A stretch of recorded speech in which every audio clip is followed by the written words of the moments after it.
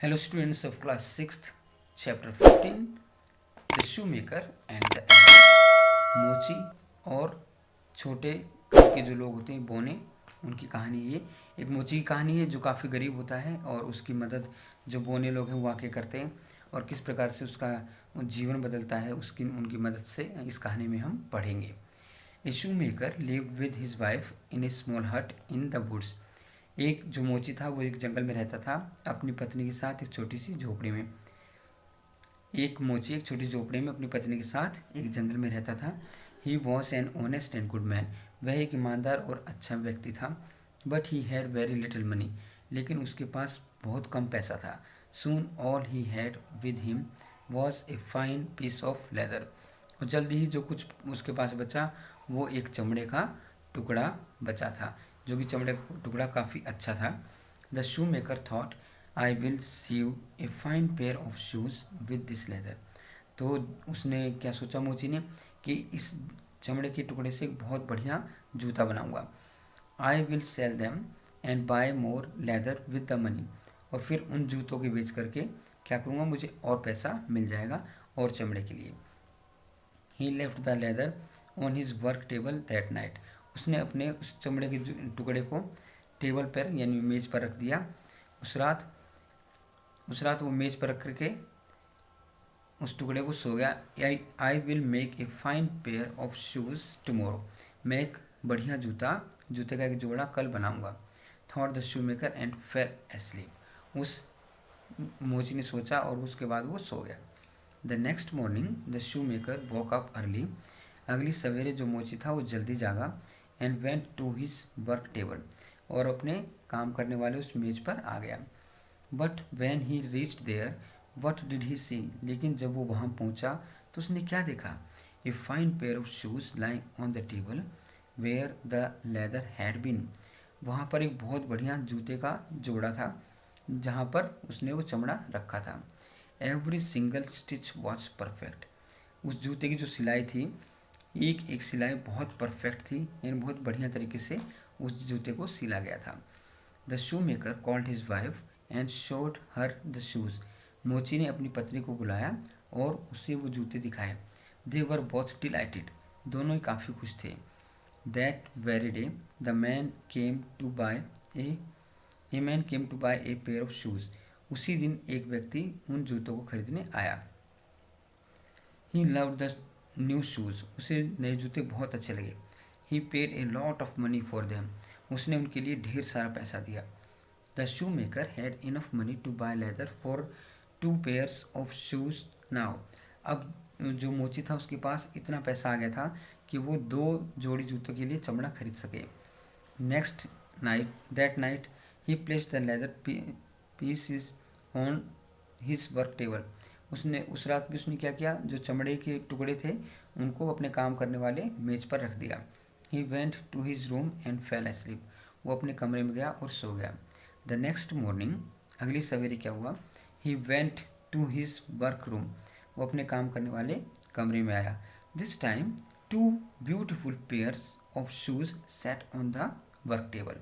इस बार क्या हुआ, 2 बहुत सुंदर जूते के जो जोड़े थे वो काम करने वाले टेबल पर मेज पर थे। The shoe maker got a lot of money for them too. जो मोची था उसे उन जूतों के लिए भी काफ़ी पैसा मिला।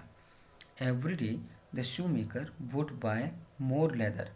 प्रतिदिन क्या करता था वो मोची, ढेर सारा चमड़ा जो था वो खरीद लेता था, अधिक अधिक जो चमड़ा था वो लाता था। And leave it at his work table. और उसे अपने काम करने वाले मेज पर छोड़ देता था। And every morning he would find beautiful pairs of shoes in their place. और प्रत्येक सवेरे यानी हर सवेरे के वक्त में क्या होता था, सुंदर जो जोड़े के जूते थे वो उनके स्थान पर उसे मिलते थे। Soon everyone in the village bought shoes from them. जल्दी ही गाँव में सभी उनके पास आकर वो जूता खरीदने लगे। The shoe maker and his wife became very rich. मोची और उसकी पत्नी काफ़ी अमीर हो गए। They had a bigger cottage now. अब उनके पास और बड़ा घर था। Someone is really working in the night to help us. कोई रात को ज़रूर काम करता है हमारी मदद करने के लिए। तो मोची ने क्या सोचा कि रात को अगर जूते बन जाते तो उन्हें बनाता कौन है। One day the shoe maker told his wife, these shoes have given us so much money. एक दिन मोची ने अपनी पत्नी से कहा, इन जूतों ने हमें ढेर सारा पैसा दिया है। I want to know what happens to the leather every night. मैं जानना चाहता हूँ कि हर रात इन चमड़ों के साथ क्या होता है। I am sure someone makes this beautiful shoes. मुझे पक्का विश्वास है इन सुंदर जूतों को कोई बनाता है।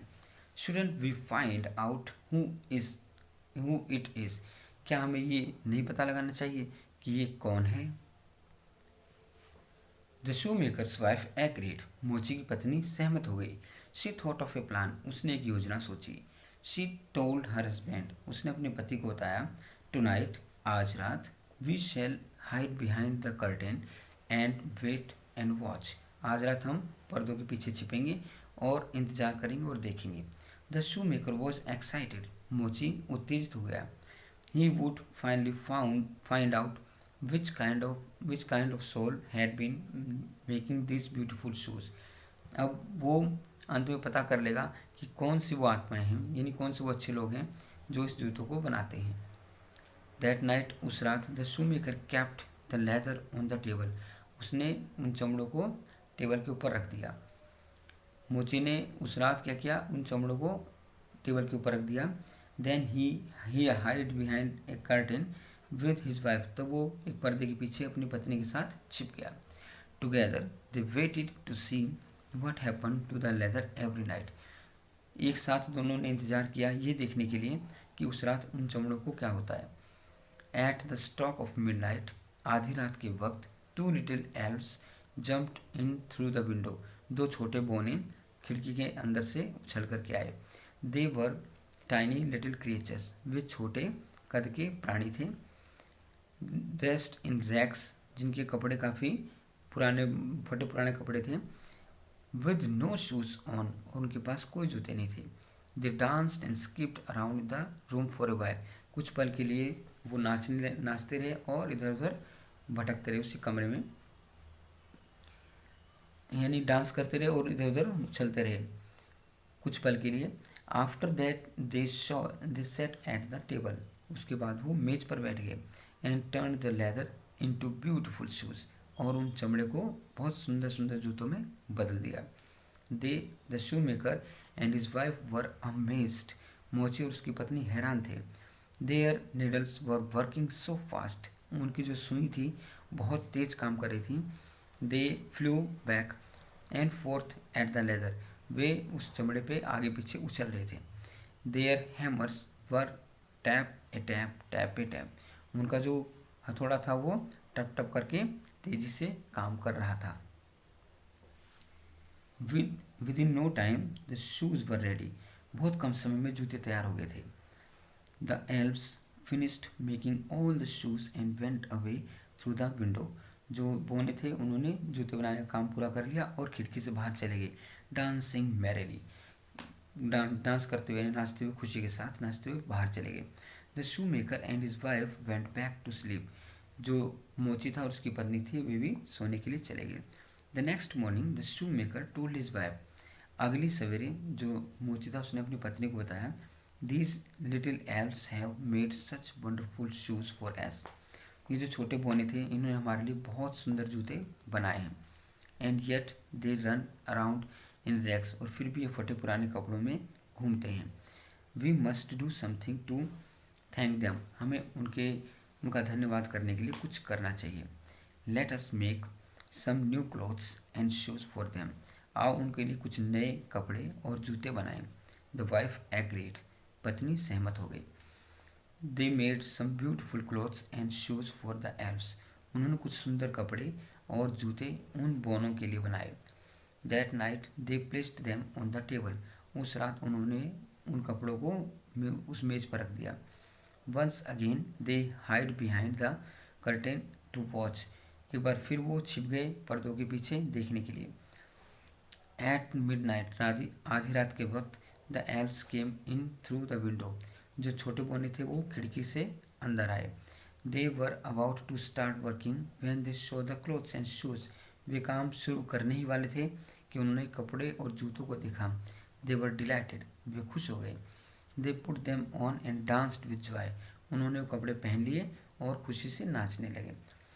सून they danced out of the window, जल्दी ही वे खिड़की से बाहर चले गए, नाचते हुए खिड़की से बाहर चले गए। The shoe maker and his wife never show the little elves again, जूता बनाने वाले यानी मोची ने और उसकी पत्नी ने कभी भी उन बोनों को दोबारा नहीं देखा। But their good luck always stayed with them, लेकिन उनका जो अच्छा भाग्य था, सौभाग्य था, वो हमेशा उनके साथ ही रहा।